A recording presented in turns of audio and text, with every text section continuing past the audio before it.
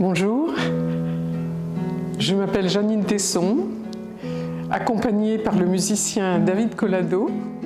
Je vais vous lire Non, un monologue théâtral.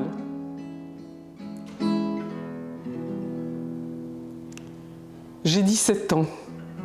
Je suis maintenue fermement par une infirmière ou quelque chose comme ça. Mes pieds ne touchent presque pas terre. Cette forte femme me hisse jusqu'au second, étage des femmes. Je suis sans force, encore pleine de sanglots, crise de larmes depuis 2 jours. Mes côtes sont douloureuses. Ma gorge est en feu, ma tête dodeline, mes yeux me brûlent. On me dépose devant un lit en fer, on ouvre le lit, on me pousse dedans, on m'endort. Enfin.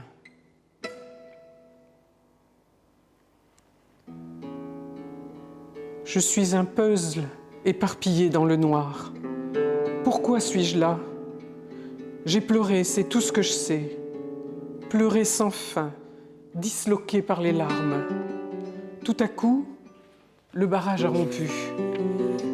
Je n'ai pas tenu, emporté par le flot, rien trouvé pour me raccrocher, mal partout, et ma mémoire, engourdie, meurtrie.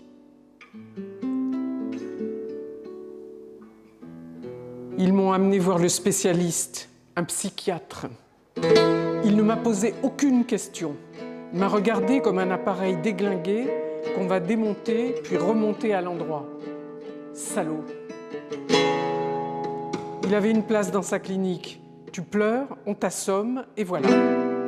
Un lit, perfusion, endormi. Ils ne m'ont rien demandé, eux non plus, mes parents. Ou du moins, je ne m'en souviens pas. De toute façon, je ne pourrais rien dire à mes parents. Je n'ai jamais rien dit, à personne.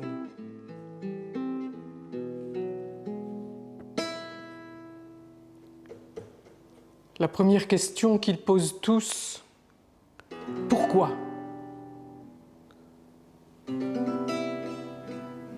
Pourquoi? Je ne mange plus parce que je suis pleine de non.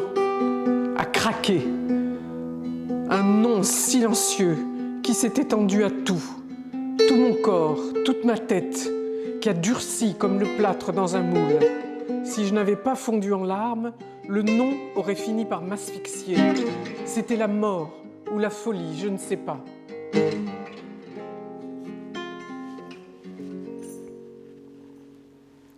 La folie, je la voudrais. Pour m'évader, pour que ça s'arrête. Ils ont toujours dit que j'étais folle. Ce n'est pas vrai, malheureusement. Je ne suis pas folle.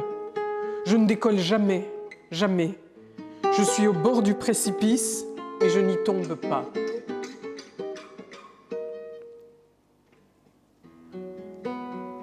La folie, ce doit être autre chose que cette douleur qui me rabote. C'est une liberté, plus de limites, larguer les amarres, ne pas se retenir, ne rien retenir, s'évader de la citadelle du corps, de la famille, de la loi, se vider de toutes les paroles, de tous les cris, sans souci du mal qu'on peut faire. Et puis, avaler le silence comme un acide à dissoudre les mots, plus de pensées qui rongent, lisse à l'intérieur, courant d'air dans la tête. Tout est propre.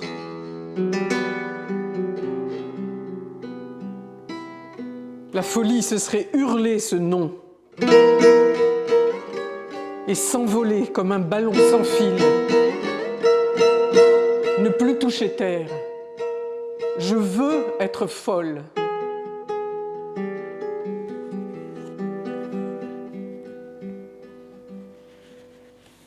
Endormez-moi.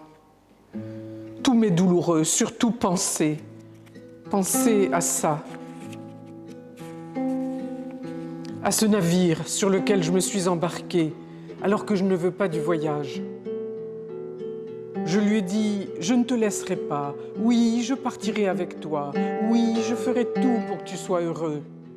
Tous ces oui, oui, oui me ligotent, me bâillonnent. Je m'entortille dans la longue tresse des oui.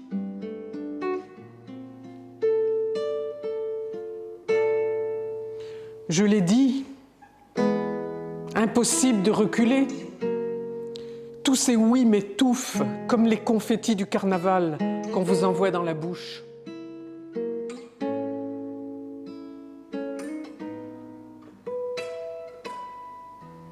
Soleil dans l'œil, quel jour, quelle heure, qui est ce type en blouse blanche assis près de mon lit?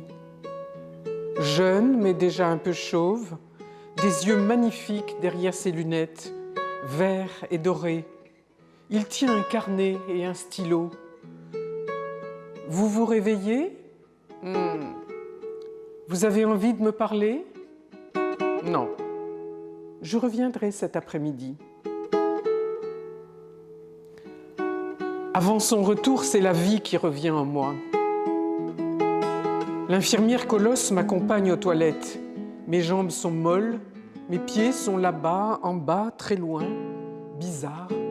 Le sol est ondulé, j'enfonce dans un moelleux de cauchemar.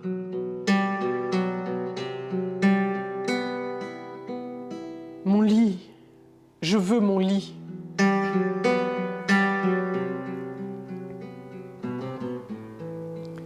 Ça fait 10 jours que je suis là.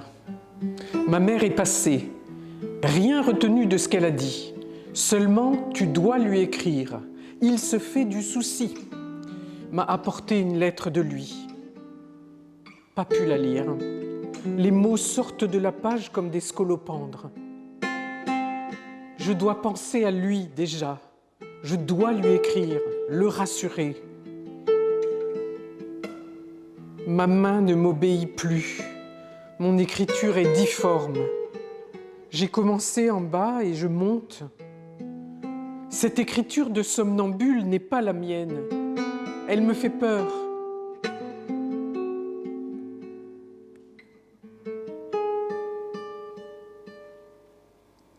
Il est là depuis quand, celui-là?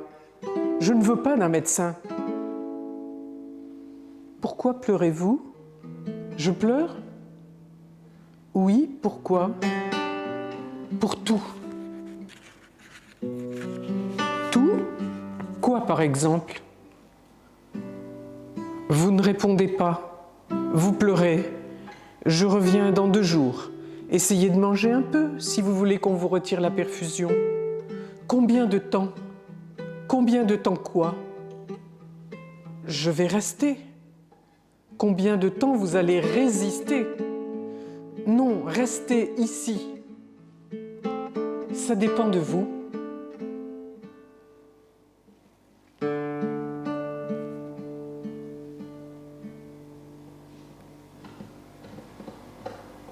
Maigre, oui, je suis maigre. J'ai horreur des cuisses, des mollets, des ventres, des seins et des fesses. Je n'en veux pas.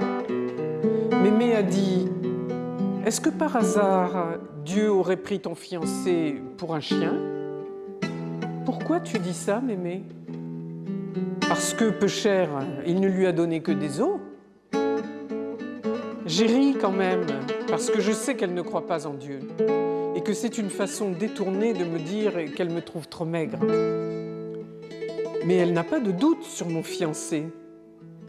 Ça va de soi. Personne n'a de doute. On se choisit un fiancé, ou il nous choisit, et ça y est, on va tout droit sur des rails, jusqu'à la fin. Quelle fin? Mémé, tu ne peux pas comprendre, toi? Qu'est-ce que tu fais en ce moment, là-bas? Tu lis ou tu couds? Tu dors, peut-être, comme une morte, avec ton livre ouvert sur la figure?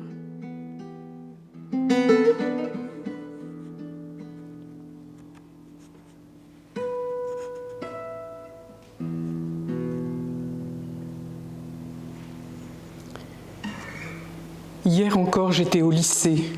Solitaire, pas une seule amie, mais quand même au milieu des autres. Je les regardais parfois.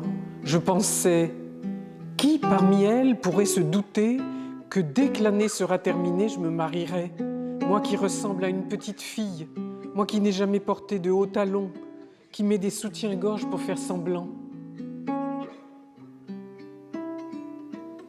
Je préparais les épreuves de gym pour le bac.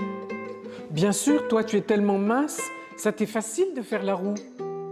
Oui, il m'était facile de faire même plusieurs roues à la fois. J'avais le corps et l'esprit agiles. J'apprenais par cœur le recueil des fleurs du mal. Aujourd'hui, pour aller jusqu'à la fenêtre, je me tiens au lit et au mur, et avant que je réponde à la question que me pose l'infirmière, elle est déjà partie. Mon esprit est vide. Personne ne me parle, ne prend la peine de m'expliquer si je suis comme ça à cause du nom qui m'a empoisonné ou à cause des médicaments.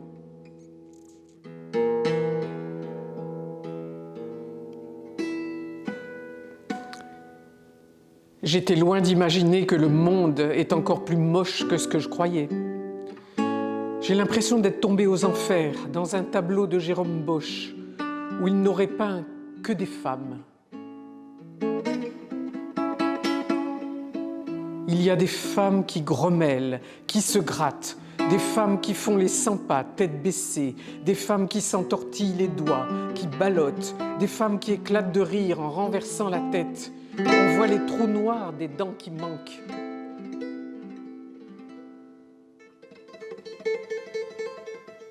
Des femmes aux bouches molles, des dépeignées, des variqueuses, des mammifères.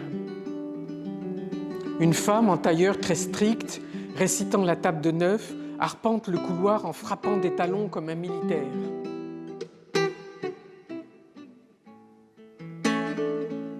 Des femmes, lèvres serrées, dos rond, poitrine flasque, font d'interminables chaînettes au crochet.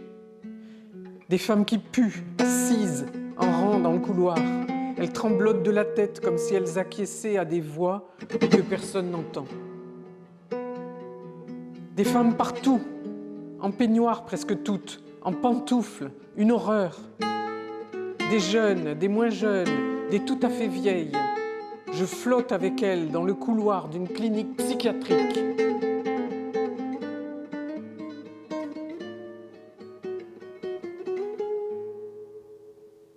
Interdit de descendre au premier étage, étage des hommes, condamné à l'étage des femmes.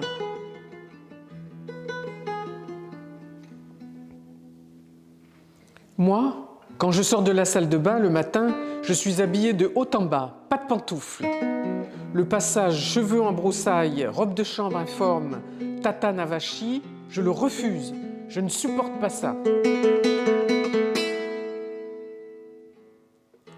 Ici, je suis cernée par les robes de chambre, surtout les roses en nylon matelassé. Moi, c'est pyjama ou vêtements de jour, c'est tout. Elle a dit « sois raisonnable ». Être raisonnable, agir selon la raison. Le triomphe de la raison. Voltaire, avec sa tête de rat sous son bonnet, m'a fait croire que si les humains obéissaient à la raison, le monde, bien huilé, fabriquerait le bonheur de tous. J'ai cru à sa recette.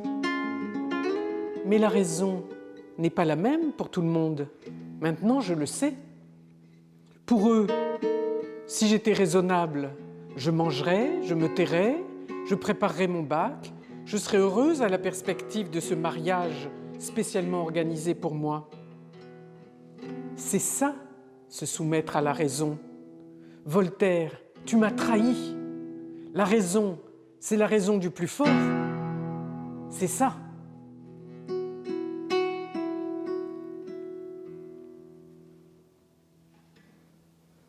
Ma mère m'a dit, quand on aime un homme, on se marie.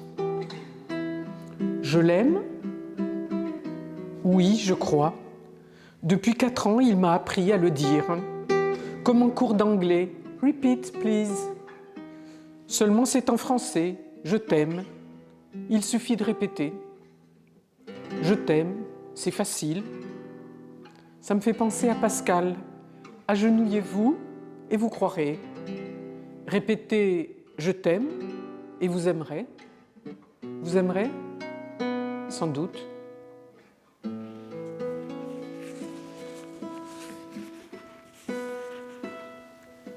Je ne veux pas me marier. Voilà ce qu'il faudrait que je dise. Mais ces mots ne franchiront jamais mes lèvres. C'est impossible. Tout est déjà organisé.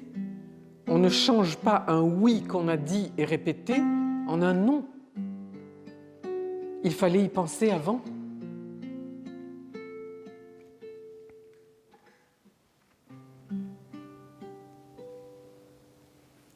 Votre fiancé vous aime ? Mon fiancé m'aime, oui, il m'aime. Je suis le papillon tombé dans sa toile. Et en plus, j'ai dit moi-même « je t'aime ». Je suis fichue, enterrée vive sous ses « je t'aime » et sous les miens surtout. Vous l'aimez ? Qu'est-ce que ça veut dire aimer ? J'en ai marre de ce mot qui va changer une lycéenne en bonne à tout faire. Je ne sais rien faire.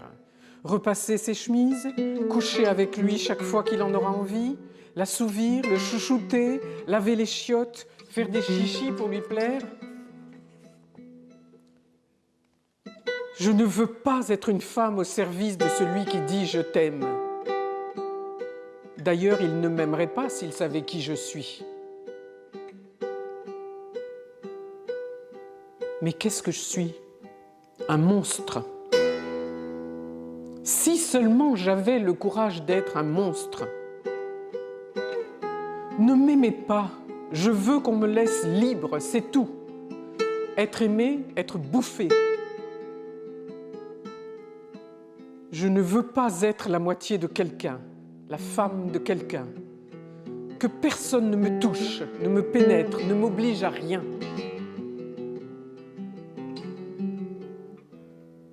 Je ne veux être ni homme ni femme, seulement un être humain qui pense.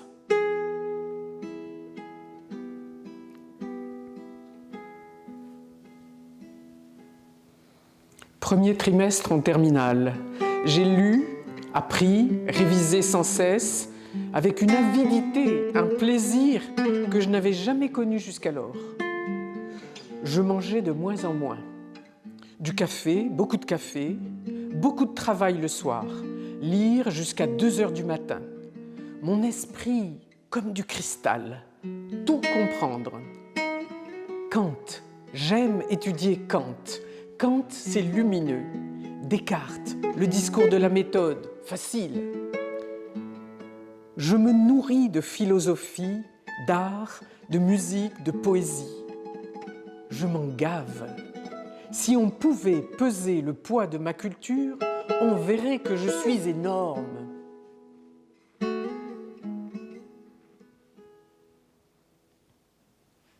Trop compliqué. Je crois que je suis trop compliqué. Et quand on est compliqué, on finit ici, chez les fous.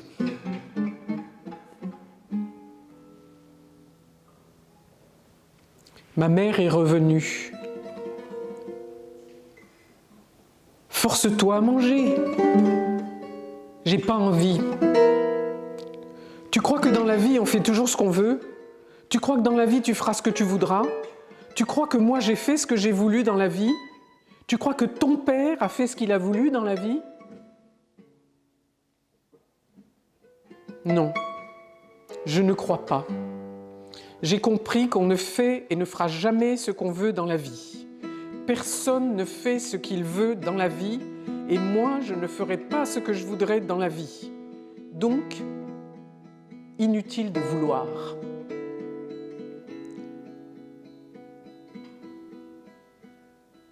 Et cette vie dont il parle, c'est quoi ? Quand ils ont dit « dans la vie », ils ont tout dit, tout tué. La vie, c'est une montagne d'obligations, une vallée de corvées, une forêt de contraintes, un océan de fatigue. Aurais-je la force de la traverser, la vie, d'escalader avec le sourire cette montagne de merde?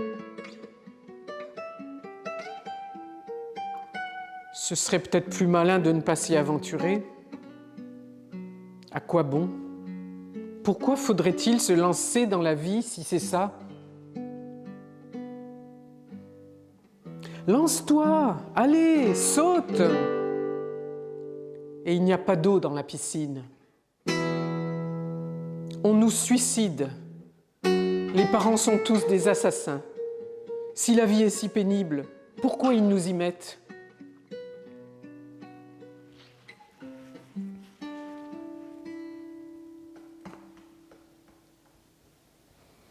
« 17 en philo, à la dernière dissertation. J'aime ma prof de philo, genre bonne sœur laïque, stricte, sans bijoux, sans maquillage, pas belle, droite, grande, plate, jupe plissée, sandales. Une parole qui va droit au but, qui cingle vers le large, dépouillée. Elle nous a dit qu'elle avait été prisonnière pendant la guerre. Camp de concentration. Les boulettes de viande que les prisonniers échangeaient à travers le grillage contre leurs anneaux de mariage et leurs dents en or, ils n'ont jamais cherché à savoir avec quelle viande elles étaient faites. Certains disaient que c'était de la viande humaine. L'instinct de survie est plus fort que les interdits. Elle a dit ça.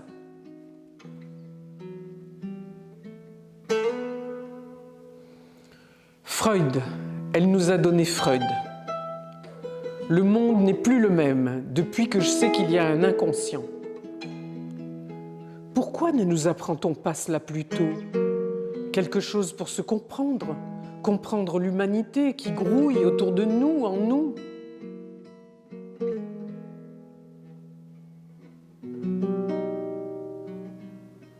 Mais tout s'éternit à présent, brouillé. Je ne comprends plus rien aux autres, plus rien à moi-même. Même Freud ne peut plus rien pour moi.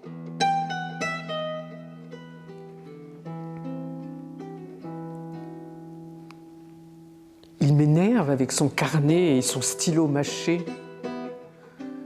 Vous étiez dans une association de lutte contre la faim? Qu'est-ce que c'est que ce sourire ironique? Je suis folle et ramollo, mais le sens de l'humour, je l'ai encore. Oui, une association de lutte contre la faim. Et alors? Il regarde mes mains d'araignée. Vous avez de la compassion pour les êtres qui souffrent dans le monde? Ce n'est pas que j'ai de la compassion, c'est que je ne supporte plus de savoir. La torture, la faim, la guerre, le viol, l'excision et le déchirement mortel de l'accouchement. Non, c'est trop. Je n'en peux plus. Je ne peux plus. Je n'avancerai plus. Cette vie, je ne la veux pas. Je la vomis. Je la refuse. Non.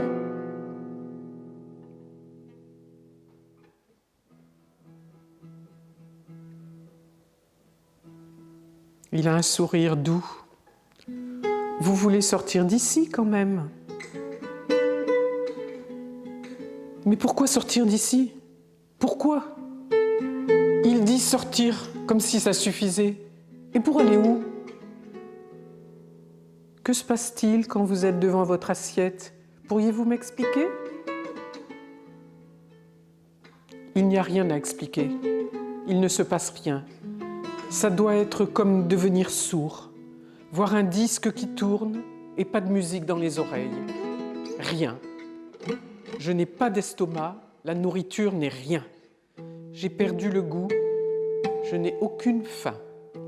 Manger n'existe plus, ne compte plus dans ma vie. Ça n'a pas de sens.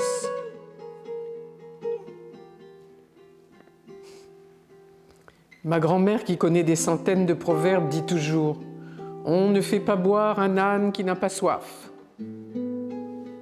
Alors pourquoi veut-on me faire manger, moi ?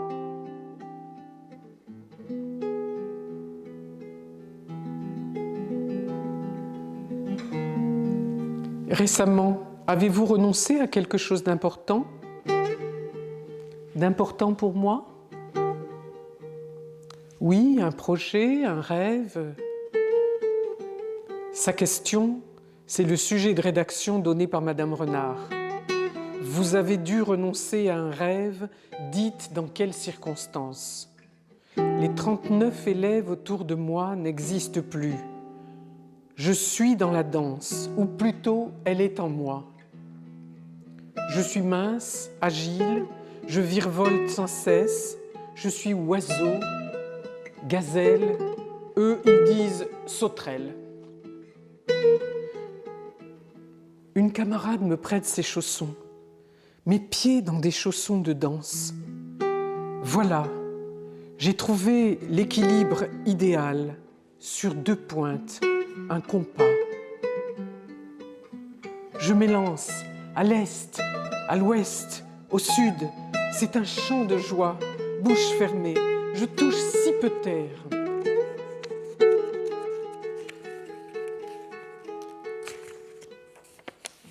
Ces chaussons sont magiques. Je suis transformée en ce que je rêve d'être, une libellule. Vous pensez à quelque chose ? À une chose à laquelle vous avez dû renoncer ? La danse. Pardon ? La danse. J'ai l'impression d'avoir craché une pierre remontée du fond du ventre qui m'a écorché la gorge. Mais pourquoi je lui ai dit ? Qu'est-ce qu'il en a à faire, lui, de la danse ? Qu'est-ce qu'il en sait ? Voler ? Est-ce qu'il peut imaginer ? Vous aimiez la danse ? Pourquoi avez-vous renoncé ? Le conservatoire. Mes parents n'avaient pas les moyens. Vous leur avez demandé à aller au conservatoire ? Oui. Combien de fois ? Je ne sais plus. Une seule fois ? Non, nous n'avons pas les moyens. C'est tout ce qu'ils ont dit. Mais c'est bizarre. Aujourd'hui, je ne parviens pas à me souvenir de la scène qui me paraissait si nette. À qui ai-je demandé ? Qui a dit non ? Mon père ? Ma mère ? Est-ce que je pourrais n'avoir rien demandé ?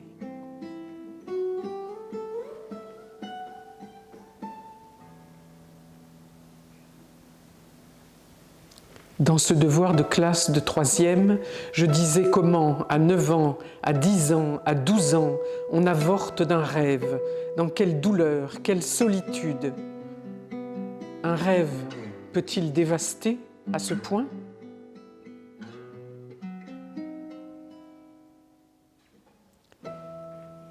Et à quoi renoncez-vous en ce moment ?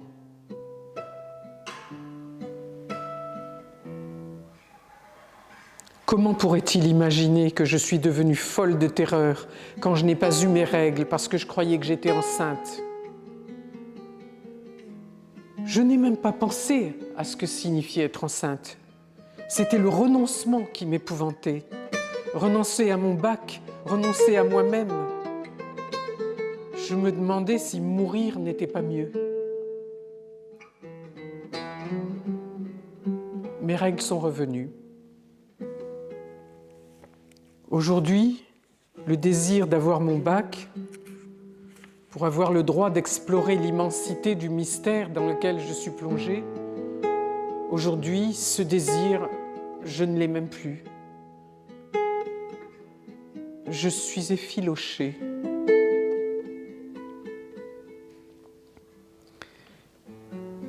J'ai mis le doigt dans cette machine qui n'est pas de mon âge, qui va me rendre bête, obligatoirement. Pour plaire à mon fiancé, je fais attention à ne pas dire des choses trop cyniques, trop dures, trop intelligentes. Je fais la fille. Gna, gna, gna. Il aime ça. Je me dégoûte.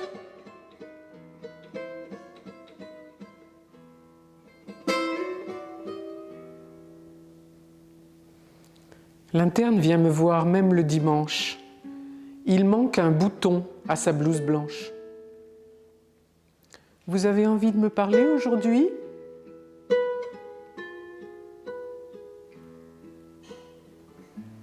Tais-toi, ferme ta bouche. Ils disaient toujours ça, mes parents. Maintenant, je la ferme tellement que je ne l'ouvre même plus pour manger. Ma bouche est fermée. Vous êtes content ? Forcez-vous à manger, chaque jour un petit peu, me dit l'interne aux beaux yeux. Juste un petit peu, faites un effort. Vous allez essayer ? Oui. Je vais essayer de recommencer à vivre. Vous ne vous laisserez pas abattre ? Abattre par quoi ? Par qui ? Qui tient la hache ? Vous semblez résister toujours. Je résiste à quoi ? Cherchez. J'ai fait des efforts pour manger. Vous l'avez reconnu vous-même, mais pas assez. Je ne fais jamais assez d'efforts. On dirait que vivre, c'est ça. Faire des efforts, toujours, toujours. Je suis tellement fatiguée.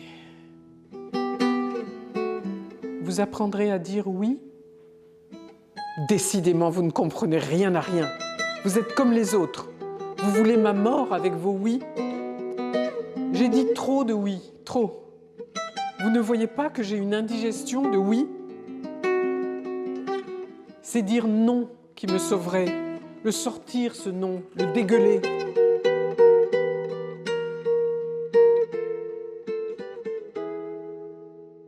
Mais tant pis, même si je suis incapable de dire non, je veux quand même rester vivante. Simplement vivante dans la vie. Je ne veux pas finir brisée, enchaînée à ma douleur.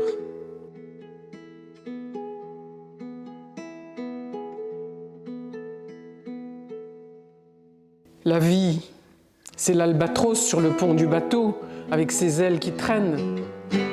C'est Baudelaire qui l'a dit. J'accepte. J'ai trouvé mon pendentif dans ma trousse de toilette. Je me demande qui l'a mis là. C'est mon oncle qui me l'a rapporté de Côte d'Ivoire. Il est marin, il fait la Côte d'Afrique. Il dit des mots, mon oncle, on dirait une autre langue. Il dit Wharf, Lagune, Lamentin, Ashanti, Baoulé, Pidgin, Djoula, Bosco, Foutou Banane. Il rit tout le temps. C'est le fils de ma grand-mère. Elle l'aime. Il m'a offert une statuette d'ébène. Elle est sur mon étagère là-bas. Et à la tête de mon lit, il y a le petit tableau, une pirogue noire sur ciel orangé. C'est drôle. Depuis que je suis là, c'est la première fois que je pense à ma chambre.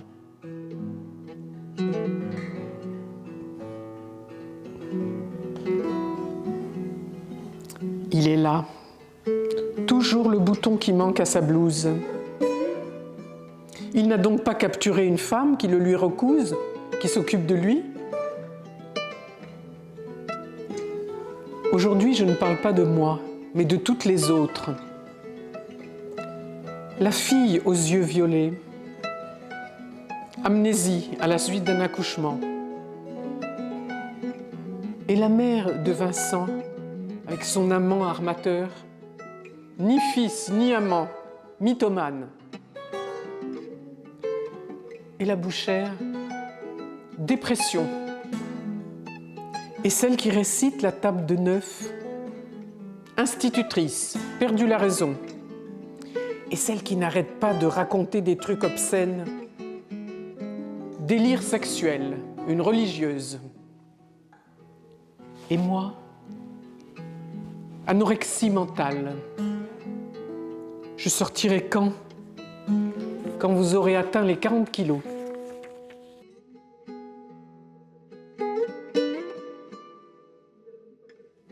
Je les atteindrai. Je ne veux plus rester ici. Ou je reste folle avec les folles, ou je mange et je sors. Je ne suis pas folle. Je ne suis plus tentée de l'être. J'ai appris quelque chose ici. La folie est sans issue. Une prison. Comment ai-je pu imaginer que la folie était liberté? Je sortirai d'ici. Ça va s'arranger. J'ai recommencé à lire.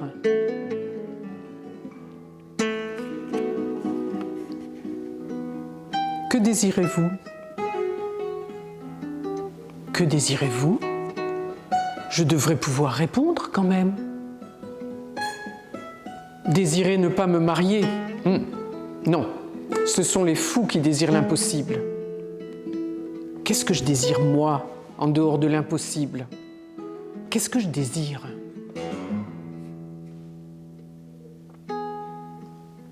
J'ai envie de vous répondre. Ça vous ferait plaisir. Mais comment faire sans vous mentir, sans me mentir? C'est tellement difficile pour moi. Que désirez-vous? C'est une question que je ne comprends pas. On ne me l'a jamais posée. J'ai peur. Je désire quand même bien quelque chose.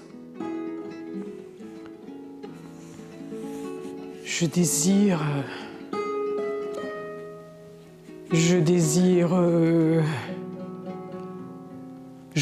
partir en Afrique.